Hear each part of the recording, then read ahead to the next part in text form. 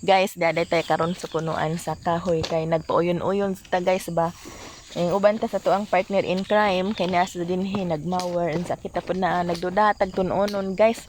Tabang mga langit, mada baka di masud baka nis utok, grabe maning daghana in town. Oy, unsaon naman ni kay naa pa mi kuan. Una na mo guys, bidbat, bid making, tapos modular exam dungan. Unsaon naman lanjud kahanin sa napadzoy rivalida. Sus Ginoo, sa mga system mga among gipang tun-an baw na ba kay musud sa utok in town. Oy nga kini atong utok nga loaded man. Ganina ra man ko nagtuon guys, nakatuog pa jud. So man gihapoy function ag utok.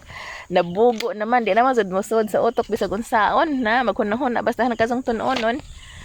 Agwantahan na laman jud ni asa kutob na ba si musud unsaon tagway musud kay kini laging tiguang na ta. Makalimot na. Bahala na. Unsaon lagi nga nung ning inter ka nabitaw kaway hunahon-naon. Nangita sa hunahon-naon di tagam noon ni ron la. Bahala na mao man punta og di punta makaskor guys no. Bisan og gamay lang ba basta makapasar. Maningan na magtuon ta. Sa niata karon daplin sa Basak kay di amis kabukiran, kalabungan.